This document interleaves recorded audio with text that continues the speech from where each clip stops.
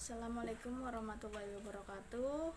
Kami dari kelompok 1 Sosiologi Pendidikan kelas 3 PAIB akan mempresentasikan hasil kerja kelompok kami, yaitu tentang konsep pendidikan dan stratifikasi sosial, yang beranggotakan yang pertama ada Erin Selvia, yang kedua ada Rizkiana Putri Adistiani, yang ketiga ada Safitri Indah Lestari, dan yang keempat ada saya sendiri yaitu Ulfia Nurul Fauza. Yang pertama yaitu akan dijelaskan oleh Rizkiana Putri Adistiani mengenai penggolongan sosial, menentukan golongan sosial. Perkenalkan, nama saya Rizkiana Putri Adistiani Zahroh. Saya mau menjelaskan tentang penggolongan sosial. Dalam tiap masyarakat, orang menggolongkan masing-masing dalam berbagai kategori, dari lapisan yang paling atas sampai yang paling bawah. Dan dengan demikian terjadilah stratifikasi sosial. Ada masyarakat yang mempunyai stratifikasi sosial yang sangat ketat. Seorang lahir dalam golongan tertentu dan ia tidak mungkin meningkatkan ke golongan yang lebih tinggi. Keanggotaannya dalam suatu kategori merupakan faktor utama yang menentukan tinggi pendidikan yang dapat ditempuhnya, jabatan yang dapat didudukinya, orang yang dapat dikawininya, dan sebagian lainnya. Orang yang ketat atau golongan yang ketat ini biasanya disebut dengan kasta.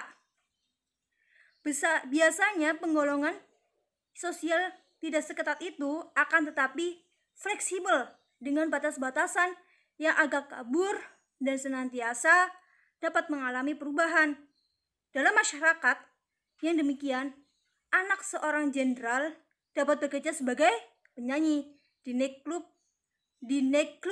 dan kawin dengan putri keturunan bangsawan pada zaman dahulu. Itu dari penggolongan sosial. Saya juga menjelaskan tentang cara menentukan golongan sosial. Konsep tentang penggolongan sosial itu tergantung pada cara seorang menentukan golongan sosial itu. Adanya golongan sosial timbul karena adanya perbedaan status di kalangan anggota masyarakat. Dan bagaimana sih cara menentukan stratifikasi sosial atau golongan sosial? Yaitu ada 3 metode. Yaitu yang pertama adalah metode objektif, metode subjektif, dan metode reputasi. Dan apa sih yang pertama itu tadi metode objektif? Metode objektif yaitu stratifikasi yang ditentukan berdasarkan kriteria objek antara lain yang seperti contohnya itu ya, jumlah pendapatan, lama atau tinggi pendidikan, jenis pekerjaan. Menurut suatu penelitian di Amerika Serikat pada tahun 1954, bahwa dokter menempati kedudukan yang sangat tinggi, sama dengan gubernur negara bagian. Juga profesor tinggi kedudukannya sama dengan ilmuwan, anggota Kongres, Dewan Perwakilan Rakyat. Guru sekolah menduduki tempat yang lebih rendah daripada kapten tentara, pemain orkes, atau kontraktor. Akan tetapi lebih tinggi dari penyiar radio, masinis, ataupun polisi. Yang paling rendah kedudukannya adalah tukang semir sepatu. Yang kedua yaitu metode subjektif. Apa sih metode subjektif? Yaitu di mana dengan menggunakan metode ini, kelompok atau golongan sosial dirumuskan berdasarkan pandangan. Menurut anggota masyarakat, menilai dirinya adalah hierarki kedudukan dalam masyarakat itu tersebut. Pada mereka diajukan pertanyaan, menurut pendapat saudara, termasuk golongan manakah saudara di negara ini? Golongan atas, golongan menengah, ataupun golongan rendah? Yang ketiga adalah metode reputasi. Apa sih metode reputasi ini? Metode ini dikembangkan oleh seorang ahli yaitu bernama W. Lloyd Warner CS.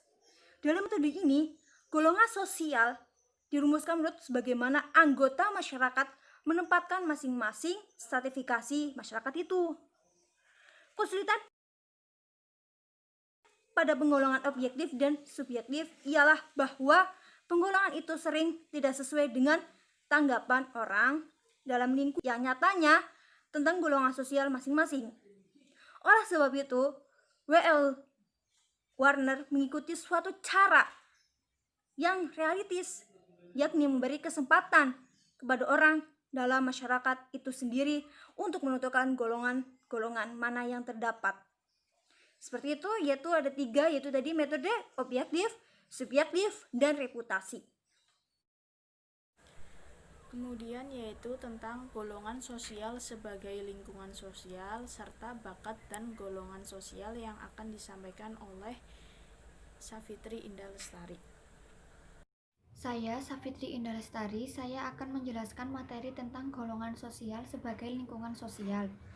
Golongan sosial sangat menentukan lingkungan sosial seseorang. Sistem golongan sosial menimbulkan batas-batas dan rintangan ekonomi, kultural, dan sosial yang mencegah pergaulan dengan golongan-golongan lain.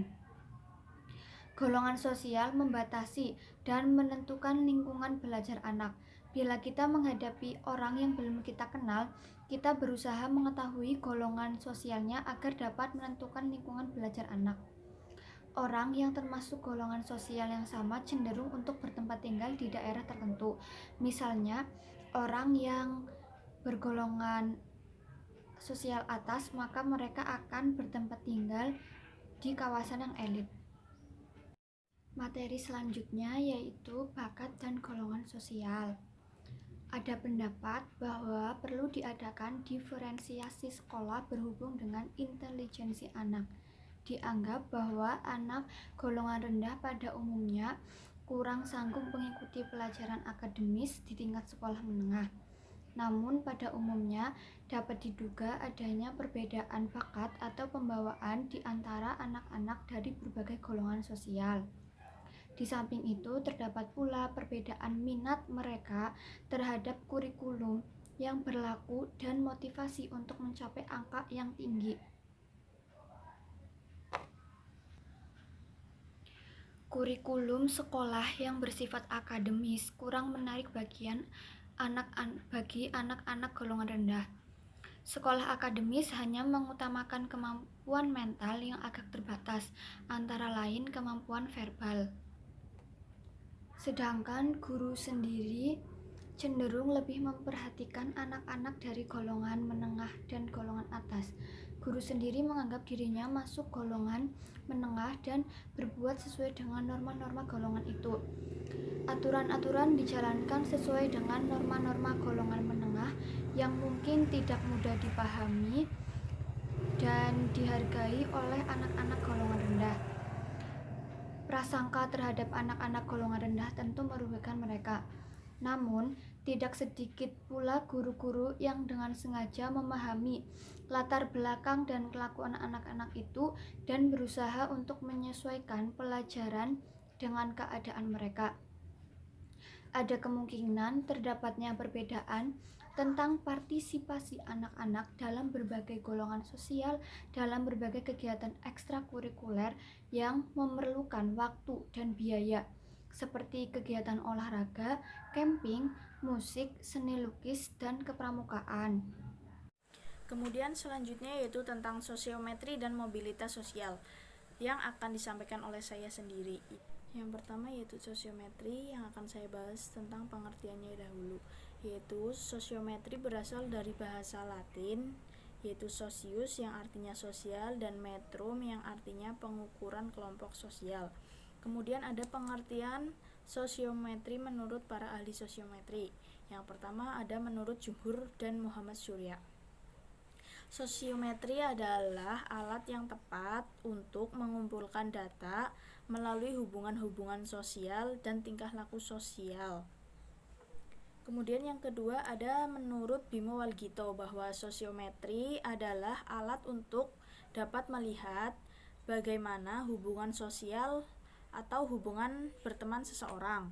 Ruang lingkup yang pertama dari sosiometri yaitu penentuan kriteria. Kemudian yang kedua ada pembuatan alat ukur. Alat ukur dalam sosiometri yaitu berupa daftar pertanyaan yang didapatkan dalam bentuk kuesioner. Yang ketiga ada pembuatan sosiomatriks. Sosiomatriks adalah data yang diperoleh dari kuesioner ditampilkan dalam bentuk tabel atau matriks yang disebut sosiomatriks. Yang keempat yaitu pembuatan sosiogram. Kemudian ruang lingkup yang terakhir yaitu ada analisis indeks. Macam-macam sosiometri dibagi menjadi 3. Yang pertama ada sosiometri tipe normatif, yang kedua ada sosiometri tipe skala bertingkat, dan yang ketiga ada sosiometri tipe siapa dia. Kemudian pembahasan selanjutnya mengenai langkah-langkah sosiometri, yaitu ada tahap persiapan, langkah selanjutnya itu adalah tahap pelaksanaan, yang terakhir adalah tahap pengolahan. Bentuk-bentuk hubungan dalam sosiometri yaitu ada 5. Yang pertama, hubungan sosial segitiga. Hubungan sosial segitiga menggambarkan intensitas hubungan 3 orang individu yang cukup kuat atau intim. Kemudian yang kedua ada hubungan sosial terpusat, yaitu menggambarkan tingkat popularitas seorang individu dalam kelompoknya. Jadi hubungan sosial intim menggambarkan hubungan beberapa orang yang saling memilih satu dengan yang lain dengan intensitas hubungan yang kuat. Kemudian hubungan sosial berbentuk jala.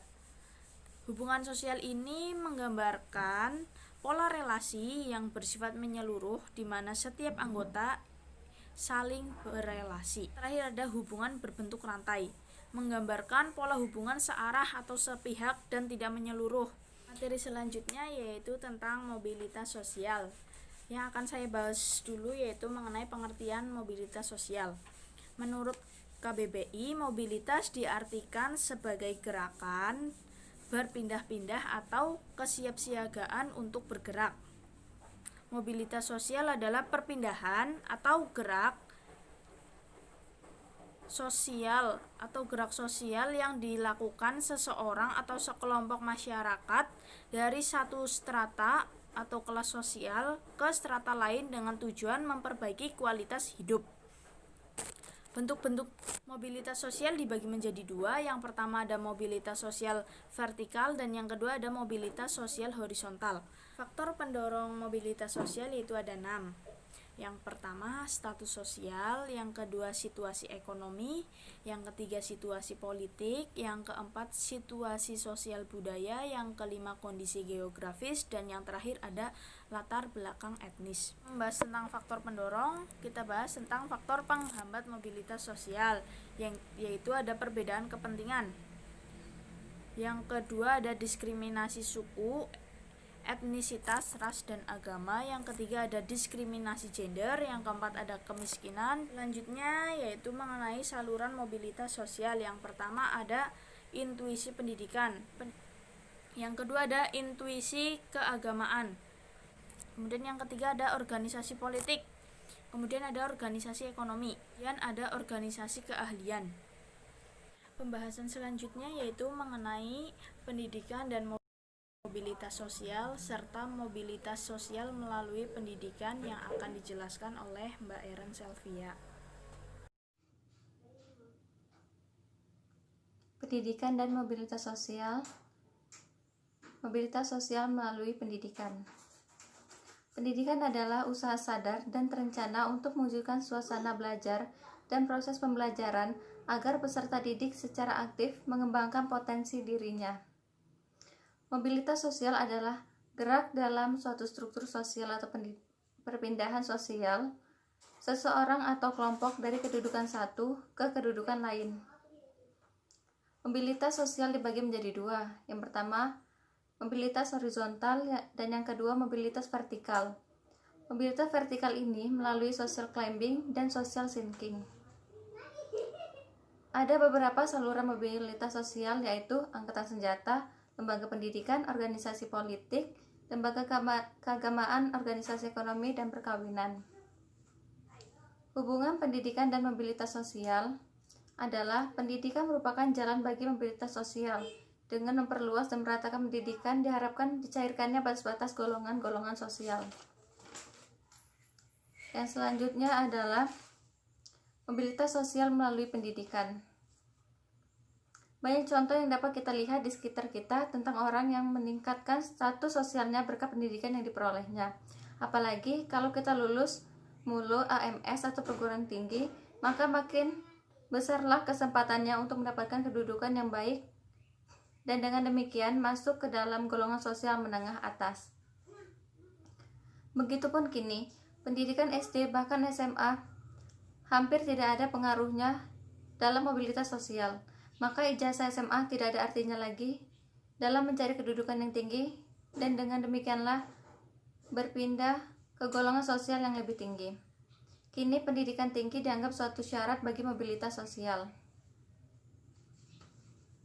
Untuk mencapai mobilitas sosial ini, maka pendidikan merupakan anak tangga mobilitas paling tinggi. Kita harus mengupayakan supaya semua masyarakat memperoleh kesempatan pendidikan yang sama. Materi selanjutnya yaitu adalah tentang tingkat sekolah dan mobilitas sosial yang akan dijelaskan kembali oleh Mbak Adis. Oke, saya juga mau menjelaskan tentang tingkat sekolah dan mobilitas sosial.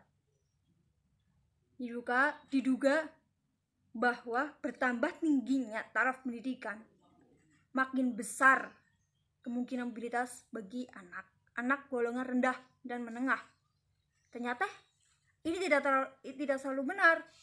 Bila pendidikan itu hanya terbatas pada pendidikan tingkat menengah. Jadi walaupun kewajiban belajar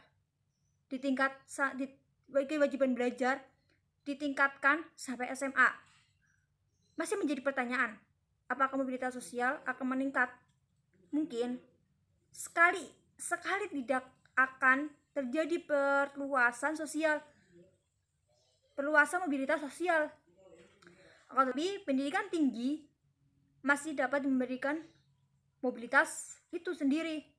Walaupun dengan bertambahnya lulusan perguruan tinggi, makin berkurang ijazah untuk meningkat dalam status sosial. Itu dari saya, sekian.